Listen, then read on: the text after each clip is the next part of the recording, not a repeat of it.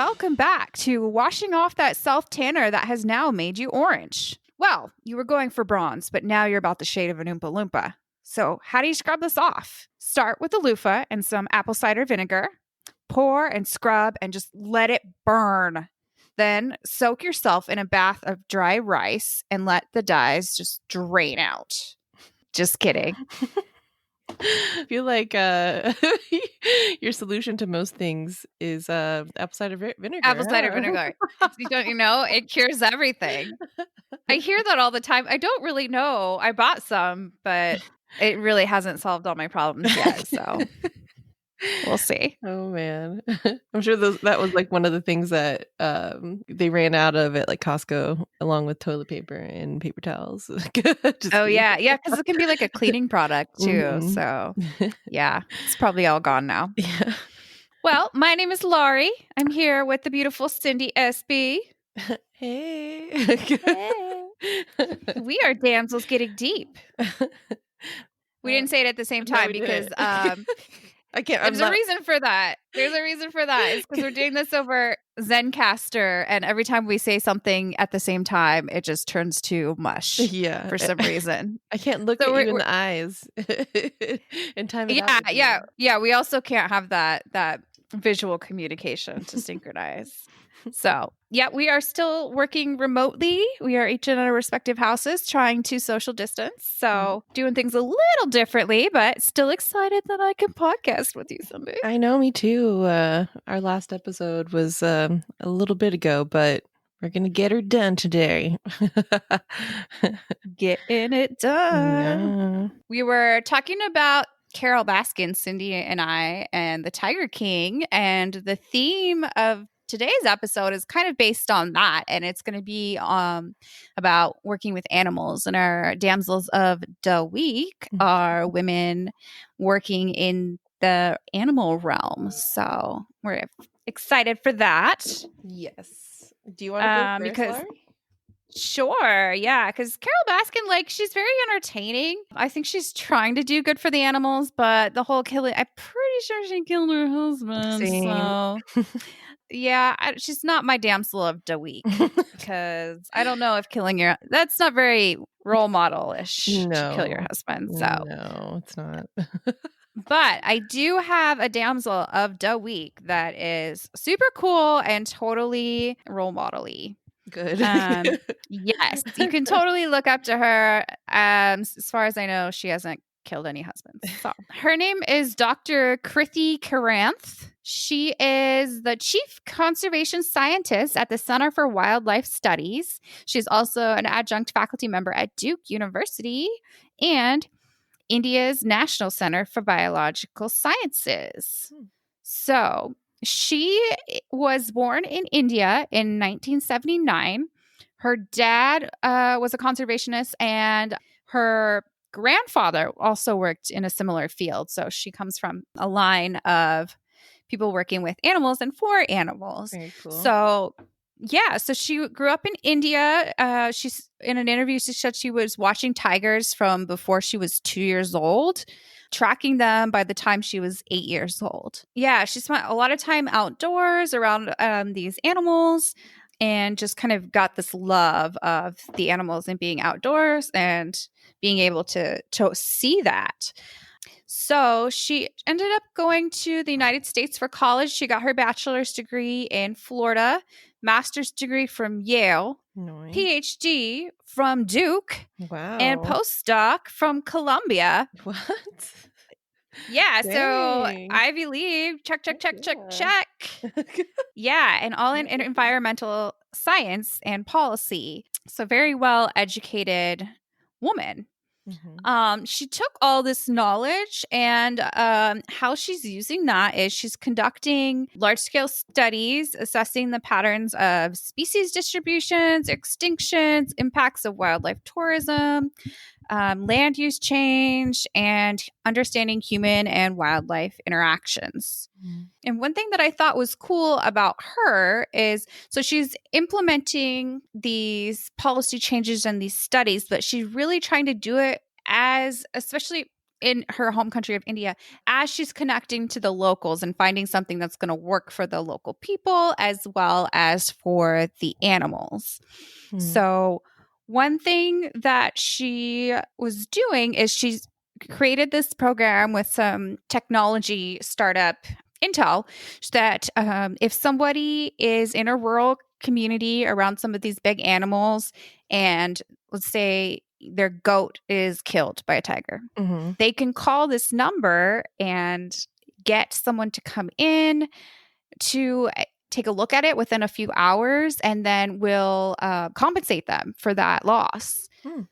The same as if, let's say, somebody got injured by an animal or somebody's crops got destroyed by an animal. And then they can use that information to track these encounters and these, human animal conflicts, and kind of use that data and kind of figure out exactly where these things are more likely to happen. But instead of making it so that the local people are against the animals and have this negative attitude and like we should just kill them or they're a bad thing, is she's kind of shifting this attitudes to where, okay, we can coexist. They're not a threat to my livelihood because I can get compensation for that damage.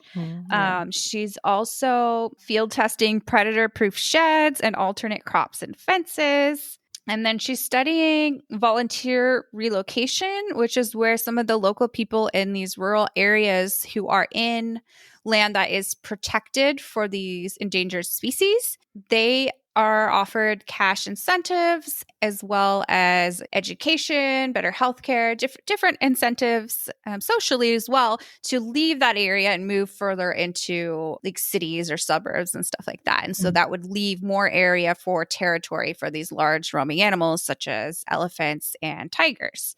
So she's studying what kind of support these people need and different programs to make it successful so that the people that are relocating are going to be, happy with their decision and not taken advantage of being displaced from their home, and making it so that it is voluntary, but so that it's, an attractive option with adequate support. Yeah. Mutually beneficial for all parties involved. Yeah, exactly. And, as there's less and less land for tigers and elephants and these big animals, there are going to be more interactions between the animals and the people. So she's kind of trying to figure out a place where you're just not at odds. And so one of the reasons I was reading that why people might want to leave these protected lands is because there are a lot of instances where there are either injuries or your crops get destroyed by these animals. And so kind of finding a way that we can all coexist. That's pretty cool. And it's really cool. She has published over 100 articles on conservation, mentored over 150 young scientists, and worked with 700 volunteer citizen science. She's busy. So citizen scientists, which is basically getting the public involved in these science projects and conservation projects, which makes them more motivated to help the conservation efforts. So she's really been doing a lot for the community. And also she has programs in school where they educate school children on conservation efforts and really spread that passion, because she's realized that people have to be motivated to help preserve this wildlife, the land, all of that. So she is doing that. Her work and research has been featured in 3 award-winning BBC series. Dang. The Hunt, Big Cats and Dynasties, and documentaries by CBC and PBS. And then she's won like a crap ton of awards. World Economic Forum Young Global Leader, University of Florida's Outstanding Young Alumni, India's Power Women, Women of the Year by Elle India, Vogue Women of the Year, and even one from our hometown of Seattle. Whoa. Seattle Zoo Thrive Conservation Leadership Award. Nice. Okay. Yeah. Right on. That's awesome. Breaking Like very barriers. inspiring that, you can be so passionate about something and make a change that will affect people after you, It's kind of amazing. Yeah. And she's focusing on policy change. So she does interact, she tracks these animals and does research, and then she thinks of how to use that research to change the policy to make more harmonious environment between these animals and the people. So yeah, very nice. Very cool. yeah. So who's your lady, Cindy? So yeah, my damsel of the week is Margaret, also known as Mardy Murie, and she was actually born here in Seattle, Washington, back in What? August 18th of 1902. That's a while back. Yeah, that's cool. We've got a hometown hero. Yeah, I did not realize that until I started reading more about her. So I was like, "What, Seattle?" And yeah, so she died October 19th of 2003, and she was actually considered the grandmother of conservation, which is kind of a big deal. Yeah. So Why is she not famous in Seattle? How come I've never heard about her? That's no fair. She got robbed. yeah, she did. Yeah, I don't know. Maybe, she just from a different generation. We're only praising folks, that we know of now. So, but she did win an award, which I'll get to. She's kind of cool, super cool. Okay, so in 1924, she was the first woman to graduate from the Alaska Agricultural College and what is now known today as the University of Alaska in Fairbanks. With a business administration degree, which is pretty like the grandmother conservation. It's kind of funny that she has a business administration degree. It kind of is like are the same situation of today where, we graduate from college with these degrees and we don't even really use them. Well, I mean, that's the case for me. I don't know about you. Sure, you are actually using your degree, which is good, but it's kind of silly for the rest of us though. But anyway, she married Olaus Murie. Sorry if I pronounced that wrong. Around that time, and they actually spent their honeymoon on a 550-mile expedition to study caribou in Alaska's Brooks Range, which took about 8 months, which is crazy. What? Yeah, Jelly? I know, right? Like doing what you love for 8 months. It's kind of awesome. Yeah. I got 2 weeks off for my honeymoon. I demand the other 7.5 months. we got to get into conservation. Yeah, I guess so. That'd be a pretty cool job. Yeah. So yeah, Mardy became heavily involved with conservation efforts after her and her partner. Well, her partner was appointed a part-time director position for the Wilderness Society in Alaska, but that's just sprouted her passion for conservation. Mardy became involved with conservation efforts after her partner, Olaus, was appointed a part-time director position for the Wilderness Society. And Mardy and her partner wrote articles and advocated for legislation to conserve America's remaining wilderness, which is really awesome because they fought for the land that's protected today. So we have what we have now because of the impact that they and others have made, which is really cool. Yeah. And in 1956, Mardy and her husband conducted an expedition to Alaska. It's like, I don't know if I'm going to pronounce this right, but to the upper Sheenjek River in the Brooks Range. The purpose of the trip was to gather information about the area's wildlife in order to determine its merit for federal protection. So through their hard work, studying the wildlife and nature and promoting legislation, they were actually able to help establish the Arctic National Wildlife Range. Can you just imagine that? Yeah, like I helped create this like protected wilderness area. Like I don't know if they're actually flourishing, but they're doing way better now with protected land than they would have with If they hadn't have set that land aside then, yeah, for sure we wouldn't have it now. So yeah, that's pretty amazing. I know. And then later in 1964, the Wilderness Act Wilderness Act was established, which preserves and protects certain lands in their natural condition to secure them now so that we can use them, and then also secure them for future enjoyment and benefits of wilderness. So like people in the future can enjoy the outdoors, because like the outdoors is really important. If we don't have that area to just experience nature, then we're not really experiencing, in my opinion, a fulfilled life. Yeah.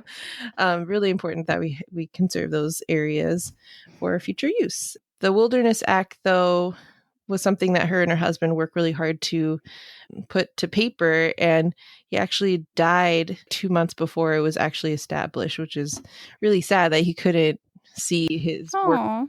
Yeah, but she carried on conservation efforts. She eventually helped bring the Alaska National Interest Lands Conservation Act to life, which was signed into law in 1980, that protects 100 million acres of Alaska's wilderness. That's like mind blowing. Dang, Yeah. 100 million acres. Yeah, that's that's quite a feat, you know? Wow. So Yeah.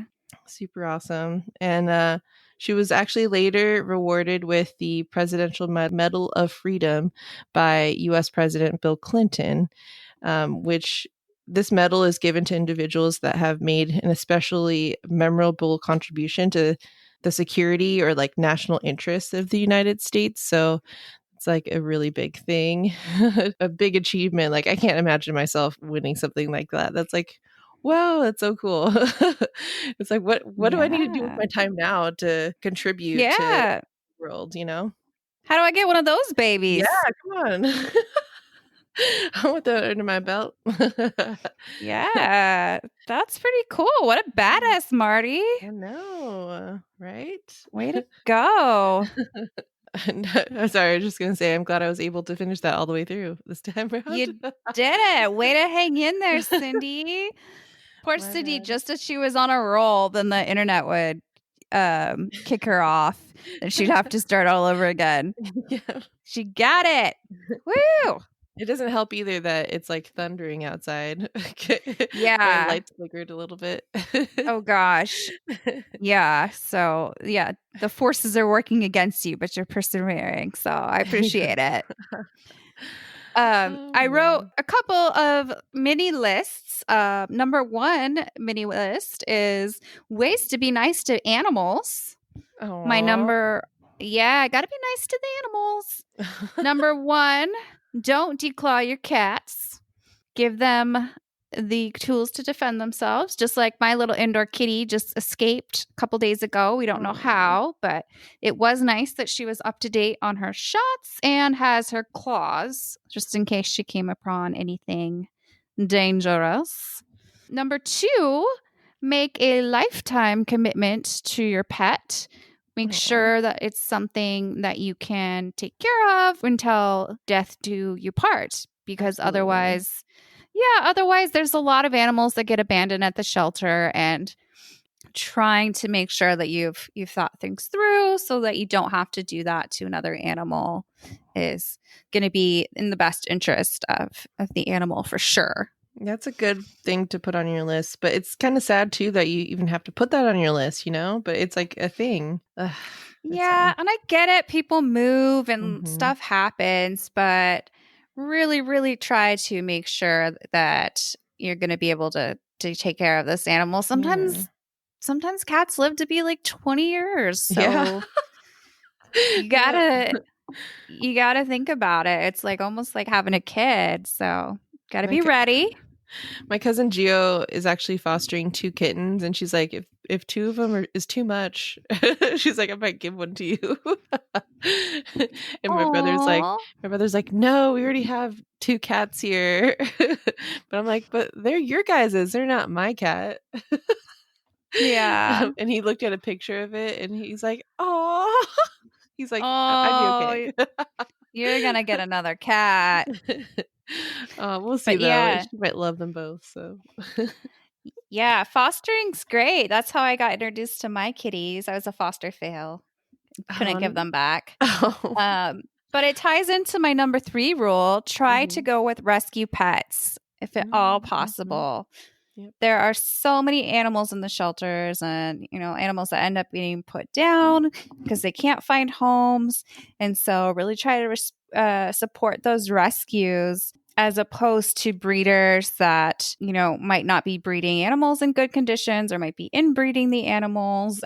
Really try to rescue those animals that are filling up the shelters if you can. Number 4, donate to a good cause. One of the things that Romero, my husband, and I like to do is the animal shelter that we adopted our pets through. They have an Amazon wish list. So every once in a while they'll post on Facebook that they are low on something, and then we'll ship some stuff off their wish list over to them and help to make sure the kitties have food and toys. So try to support causes that benefit animals.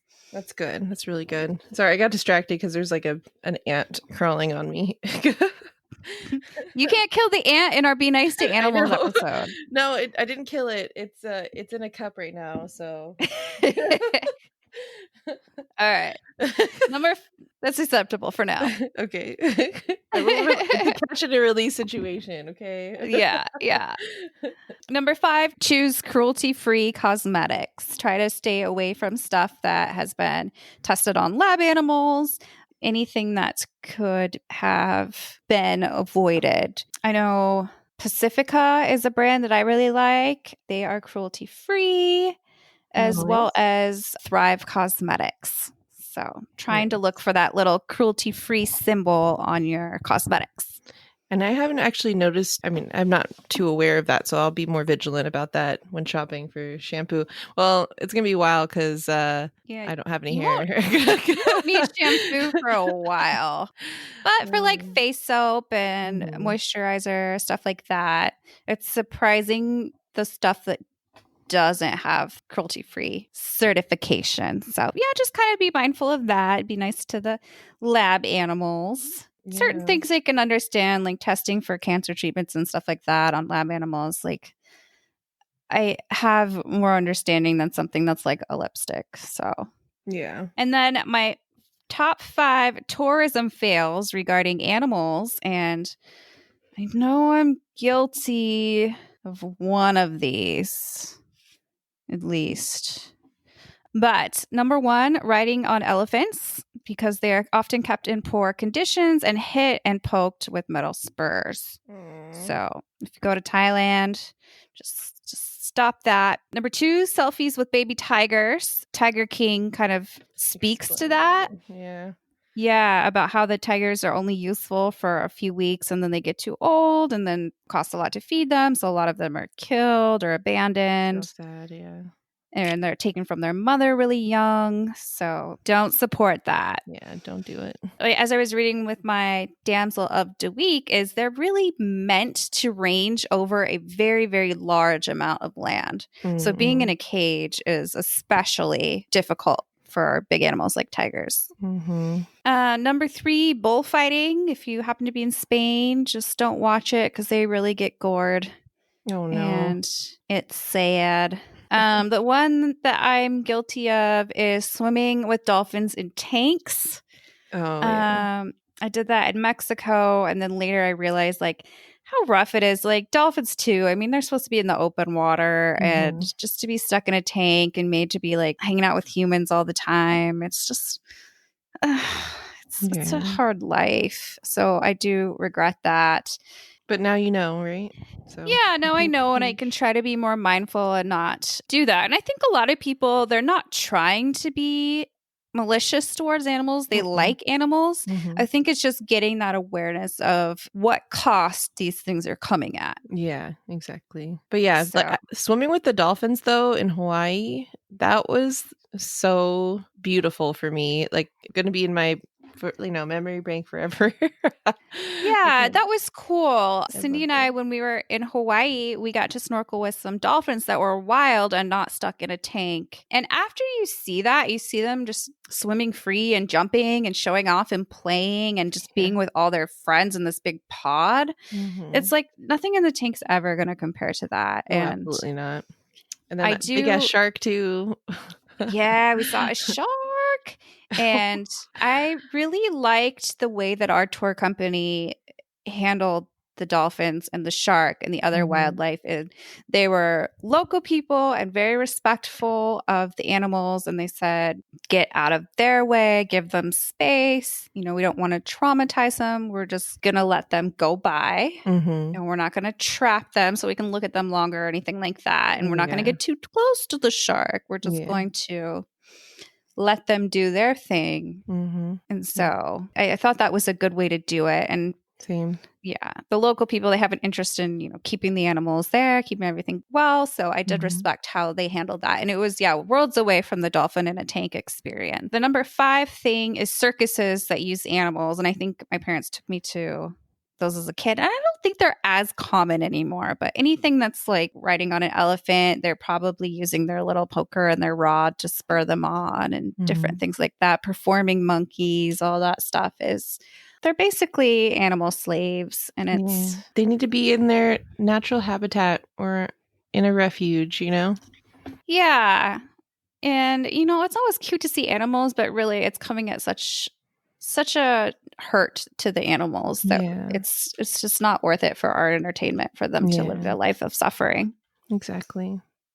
So those are my lists. Well, I was going to say something about the the murder hornets that have been spotted in Washington. Okay, what you have to back up. What? Yeah, so these things are like super fatty. They're 3 times the size of a yellow jacket, and one sting won't kill you unless you have a bad reaction, but a couple of stings from multiple murder hornets, or I think they're actually called like Japanese hornets or something like that.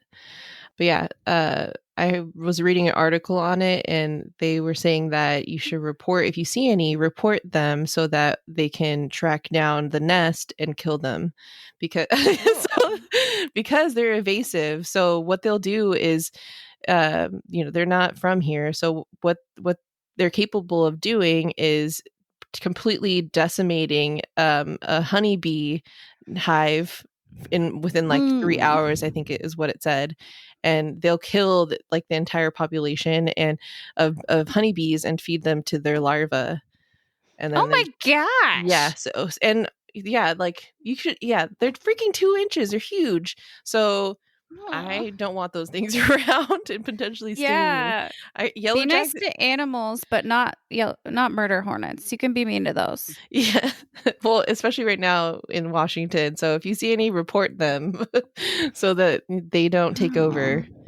I don't want those things flying around here. They're not supposed to be here. Gosh. And not attacking the bees too is really bad. We need more bees. Exactly. So like if the bees go, they pollinate our food. So if they go, then we're kind of everything goes. Yep. Yeah. Oh, murder hornet. Yeah, totally. The opposite of what we're trying to talk about, but it's kind of important. Be nice to animals, right now. But kill the murder hornet. Do what you can. Gosh, 2020, man. I know, it's been a rough year. Yeah, seriously though, it has been so far, but it'll just get better from here on out, I hope. Or the murder hornets will take over. Not if we act now. So do your best, people. Yeah. Track them down. Well, anyway, so a toast to our damsels of the week, because they're legit. And way to go, ladies. Yes, you guys did really good work for sure to help develop what we have now. So very cool. So cheers to that. I'm gonna crack open my beer now. Business is over and party's starting. All right, let's do a toast. 1, 2, 3. Clink. Bring it.